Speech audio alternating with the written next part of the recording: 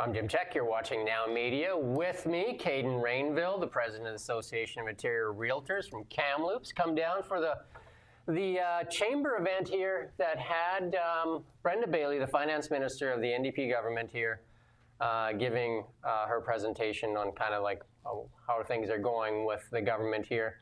Lots of questions asked, and this interview was prior to. We set this up prior to that, even because you guys are asking for more flexibility in short-term rentals. What is it that you're asking or want the government to do, first of all? Yeah, so when the government came out with short-term rental restrictions, we were very cautious to express a point of view because we wanted to make sure we had data behind any of our requests. So we've compiled this data over the last year and a half or so, to make sure that what we were asking, what claims we were making, we actually had information to support it. And that's what this report does. We're not saying that there should be no short-term rental restrictions. I think that the goal of the government is to bring down the cost of housing, which we are in an affordability crisis. So what the government is trying to achieve, they've somewhat achieved, but a blanket policy isn't good for the whole province.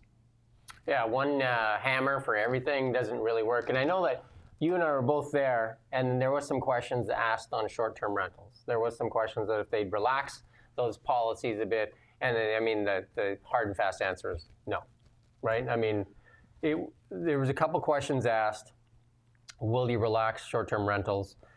And basically, I think, I interviewed Brenda Bailey when she was in the Jobs and Innovation Economic Development, the JEDI position, asked a similar question, and she said at the time that a person approached her saying that her life has been ruined because she had 120 short-term rentals, and then she said, "Oh, that person's trying to run a hotel. She should build a hotel."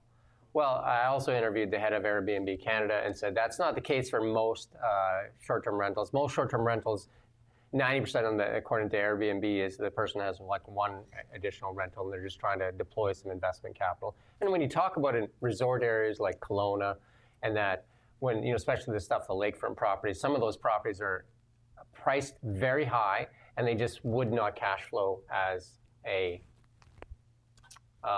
rental property. Yeah, so our report focuses on the data on ways that we're not going to take away from the rental housing supply. How do we change the regulations so that it still benefits long-term renters, but at the same time offers a tourism benefit, especially in a place like Kelowna? If you look at what happened last year, I think tourism was down roughly 50%, if I remember correctly. So one of our solutions is why not have seasonal restrictions? That benefits students who are going to UBCO, that are going to Okanagan College. If you can have rental restrictions for during the school year, and then these students who would normally go home for the summer, they're not required to pay rent for the summer, and now maybe the owner of that property is able to short-term rent it as well. That it kind of fills two solutions there. Yeah, and also though, like when you have traveling nurses, though, I know that they've expressed some like they want to live where they can actually make, like breakfast and that. And there's a lot of tourists that come here to the Okanagan that want more of a family kind of setting as opposed to a hotel. And then the costs are a lot cheaper when they're looking at it. I mean, we've looked at this time and time again, and it didn't seem like in those questions asked of the finance minister that there was a lot of flexibility in changing, the current structure of the short-term rental rules. Yeah, and to make a request without any data supporting it, I can understand the government's position on that. Hopefully they'll take a look at this report and see some of the data showing that short-term rentals aren't necessarily taking away from the long-term rental stock. And to your point on housing for people in the healthcare sector, traveling nurses, doctors that are here temporarily, we need to provide some sort of not long-term, but multi-month solution for these people to live comfortably, so it actually attracts them to this area for those work contracts. I believe she cited a study, and I think it's the same study that Airbnb also noted, but that study was funded by the BC Hotel Association. So, and I brought up the point that those studies are obviously biased, and I interviewed the Premier at the same time and asked him, are those studies not biased if they're being funded by the BC Hotel Association, who's a clear winner by shutting out the short-term rental market? Yeah, I think that you have to look at all data with where is it coming from, for one, just like you would with our report. But do a deep dive in and talk to the people who put the report together. See if there's any holes in it. You have to look at the real world examples of what's going on. One of the things that Minister Callan, the housing minister, brings up is vacancies are up, and that's a win for renters, for housing costs across the board. I'm based out of Kamloops, so I'll use that as a very specific example. We had the Trans Mountain Pipeline coming through town, which brought in over 1,200 workers. And right around the same time short-term rental restrictions were coming out, that project was leaving town. Well, all of a sudden our vacancy rate is going to show drastically higher, and that's nothing to do with short-term rental regulations being implemented. That's with a mass exodus of the workforce actually leaving our city. On top of that, the federal government, they also brought in international student restrictions. Big university in Kamloops, Thompson Rivers University, they decreased their international student intake by about 50% there. So again, that's going to drastically boost the vacancy rate. Nothing to do with short-term rentals, but if you're just looking at the data and saying vacancies are up, it's easy to say, hey, maybe it's due to one policy or another, but you have to look at all the information as a whole. The immigration policy across Canada has really affected a lot of the vacancy rate, because Kelowna now also, the taking that the Liberals did that GST break on like purpose-built rentals, and that's increased the amount of rentals here in Kelowna. Now we have, like incentives and all kinds of things here in Kelowna for like long-term rentals. A lot of purpose-built rentals were built. I'm not sure what the situation in Kamloops is, but. Yeah, and I think that across BC, we need to be careful on how many vacancies we're actually allowing, because what'll happen is government wants more housing stock to bring down the cost of rent. Hard costs are hard costs, and a developer isn't going to sell something for below what their cost is. That increases what would look like a vacancy rate, but now how are we going to incentivize these developers to continue doing business in BC when it can be a bit of a challenge with taxes if properties aren't selling? So we really need to focus on a bit of a balance to the ecosystem, I guess is what we could say. We need to have a balance of new buyers coming into the market. I think that we need to incentivize those new buyers and make it easier for people to get into first-time homes. Again, kind of touching on something that Minister Callan said the other day, he was talking about the fact that it's realtors might just be looking out for trying to sell more properties when it comes to short-term rentals. I think it's beneficial for everyone when properties are a little less costly. And if we did look at strictly from a realtor perspective, it'd be beneficial if more properties were transacting. That's not how we look at things. We're trying to look at things from a more holistic point of view, as well as what's good for our province in general. How do we stop the exodus of people heading to Alberta or other provinces where things are more affordable?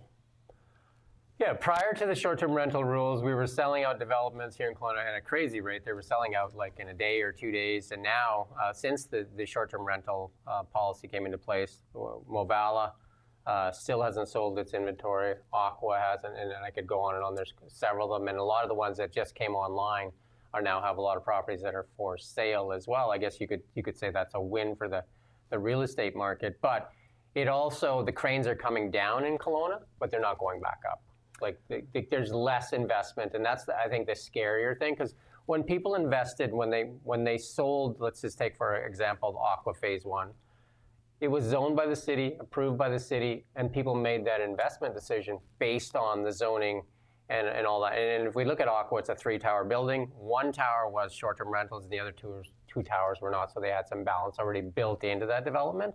So then that was taken away, and that's what I hear from a lot of people is that that's the sticky point from that. It was sold as that, they invested as that, and then it was taken away from them.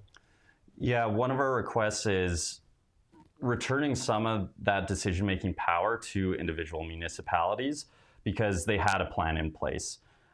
In certain jurisdictions, maybe it makes sense to set up further restrictions or have them follow other plans that the government has seen work in other communities for short-term rentals.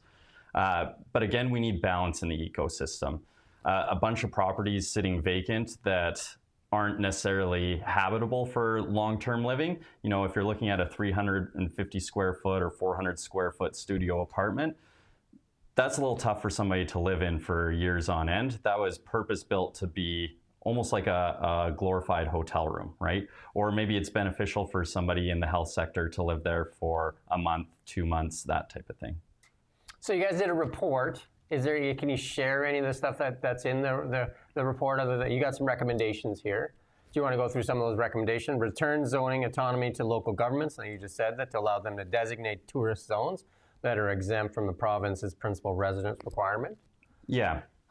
And I think that we just covered that, right? Yeah. And then enable flexibility near essential work sites and healthcare centers by creating exemption, and that makes sense too for traveling nurses and for projects like TMX and such like that. And align regulations with seasonal tourism needs by allowing community opt-outs to take effect immediately upon approval.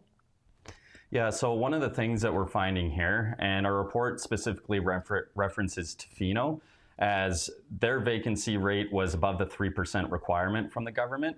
However, they were able to prove that in the spring, but the changes weren't allowed to take effect until fall time. So really, they lose their whole summer tourism season while still having to follow the regulations. So if somebody qualifies for the exemption, then it would make sense for them to be able to start practicing on a short-term rental in the meantime, because that's what's going to be beneficial for the economy in that area. And this last one here, allow strata hotel and fractional ownership properties to operate as intended by providing them the full exemption without additional requirements. And I see some of the properties are kind of getting around the short-term rental rules by doing that, right? I think you have to have a few things like a concierge and different things, right? Yeah, so that aspect is a little bit more complicated. But again, looking at a building like Aqua, where it was really specifically built to have short-term rentals in it, having the government take a look at those style buildings, because again, to have a long-term tenant living in there, the tenant isn't even looking for that type of... It's a resort, really. Exactly. So taking a look at different variations of property styles and seeing if exemptions should be made and if that's actually adding to the housing stock. You listened to Brenda Bailey today, and then you listened to her reasoning as to why not, and she gave that one reason, saying that one person had 120 properties, and that person should be running a hotel, not short-term rentals. Do you think she's actually taking in the data, all the data? How do you get through to her that even that interview I did with Airbnb, that's not the case for the the multitude of Airbnb properties that we're operating in British Columbia? Yeah, the Airbnb data shows that 90% of Airbnb owner-operators have one unit, right? So there's always going to be the outliers where somebody makes that their business plan to run a business through Airbnb, own multiple properties. Maybe there's restrictions, and maybe that's an area that the government can carve out of having other restrictions there, so that we're not restricting how many homes are available for rent or for sale. But the average person is just an owner-operator of one individual Airbnb, and our report does touch on it as to, I believe it's around 75% of people that own an Airbnb, that helps them actually supplement their own primary residence mortgage as well. I know my son operates an Airbnb under the principal primary residence, and that's the only way he can afford to own that property is he uses that during the summer months he rents it, and then he lives in the other times when it helps him pay for the property because he couldn't afford it otherwise. Yeah, and that comes into the affordability crisis, which the Association of Interior Realtors, we're all for affordability within our marketplace. The idea of bringing in short-term rental regulations definitely needed to happen, but a blanket policy, it's having those unintended consequences, and that's what we're really asking the government to do, is not remove the policy in general, but just create certain exemptions where it makes sense. So who's not for this right now? We know that the NDP is not for it, but I've heard from people in the tourism industry that are definitely for relaxing the rules a bit, like what you're asking for. Obviously, the Association of Interior Realtors is also on board now. Who else do you think is against this policy? Well, are you talking about against having short-term rental regulations, relaxing them? Yeah. So I know where you're going with the question. That would definitely be the hotel industry. One example that I can think of where this policy had some of those unintended consequences is there was a building being constructed for apartments, 104-unit building, and what ended up happening, the government came out with short-term rental restrictions. That developer decided to turn that 104-unit apartment building into another hotel because obviously these restrictions are definitely going to assist in people needing to go to hotels, right? So I don't know how often that's happening. That's one example I can think of, and that's not going to show in the data, right? That's not going to show as more vacancies or lack of rental stock or housing stock coming to the market. So these are some of the things that we need to take note of and not have these blanket policies, but carve things out a little bit more specific. And I don't have the number in front of me, but I know that hotel rates have increased since these rules came into place. And we saw some of the dramatic effects of it when Taylor Swift was in Vancouver, where we've seen, hotels that typically rent for $300 a night were, into the $3,000 a night. And there was just less flexibility for people to look into other properties. The hotels could kind of charge what they wanted to charge. How do we find that balance? And I guess my other question is, I saw Ingrid Jarrett, she was the president of the BC Hotel Association, and on her LinkedIn, one of her claims was, in one of her things that she was really proud to accomplish was that she helped with the legislation writing the short-term rental regulations. And I posed that question to Premier Eby, and I said, do you not find that to be a conflict of interest if the Hotel Association is helping form the policy for the short-term rentals? Did you let Airbnb help form the policy? And the answer was no to that, and he said it didn't affect their writing of that policy. I think that the intent from government is good to bring down housing costs in general, increase vacancy rates so rents come down. So good intentions. How it's rolled out, that's where one of the requests provincially that our real estate board, as well as other boards in the province, we keep coming to government with a request of having a housing roundtable. So not just realtors sitting around there, but any key stakeholders. So maybe the hotel industry, and government could have a chance of policy that they're getting ready to introduce, of proposing it to this roundtable group and really going through what some of those unintended consequences are.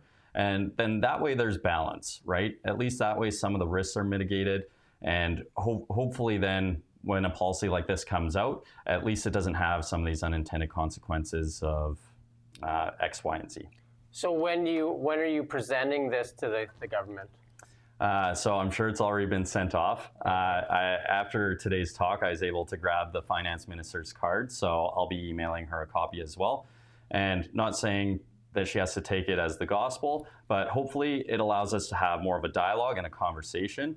At the association, we've spent years trying to develop a relationship with government, and it's gone really, really well, I feel like. And so anytime we can have a conversation and provide the data to hopefully provide solutions to the unintended consequences of what's going on in the economy, to me, that's a win. It doesn't necessarily have to be that they're following every suggestion that we're making. And the Association of Interior Realtors is not just short-term rentals, it's all real estate properties, right? So just finding that balance. Yeah, exactly. Again, balance in that ecosystem. When we were at that talk today, the housing minister was talking about housing being 28% of our GDP. That's a very large portion of our economy. We need to be very careful about what gets rolled out. And again, we need to have balance, because if we drop the floor out on costs, well, unfortunately, that's going to have negative aspects on the economy as a whole. Yeah, finance minister, I think you meant to say. Sorry, yes. And I've heard from lots of people that said they won't buy more properties here in Kelowna because of the short-term rental rules. And then I was sitting with a home builder, and he said that it's very, very slow in the home building of single-family homes. And what is selling is the smaller duplexes and different things and townhouses and that. How are you finding the market in Kamloops right now? What is selling and not selling? So things seem to be slow across the province right now. Kelowna and Kamloops, we were on our stats call the other day, and apartments and townhouses actually seem to be moving a little bit on the slower side in comparison to single-family detached homes. So we have seen slight downward pressure on pricing for the apartment and townhouse categories, but single family homes have actually gone up slightly. Yeah, sorry. That's okay. And then, yeah, the single family homes in the lower end of that market, though, I think that he was saying that it was tougher to build the bigger homes and stuff like that, in Kelowna anyway. Yeah, right now building is expensive, right? So as new builds get more expensive, obviously everything else starts to come up in value as well. I don't know if it's necessarily just the lower end of the market that's moving. In Kelowna, actually, a lot of the higher end homes are still moving at a regular pace, actually. Well, there you go. Yeah. There you go. So I guess after that presentation, is your hopes gone up or down or? I doubt that the finance minister had a chance to review our report before that. So again, I like to base everything on data, and I'm just hoping that whether it's the finance minister or other members of the government, I'm just hoping they have a chance to review it. And again, have that conversation going and they take it into consideration. Yeah, there you go. Because they are quoting a different report, so then yours should be at least given some time and energy to review it, right? So, absolutely. Anything else you want to add? I think that's it for now. Thank you for having me on, Jim. Hey, thank you for coming in, and cheers. Cheers. We don't just report the news. We live here too. We're your neighbors, bringing you stories that matter to all of us. No government funding, news you can trust.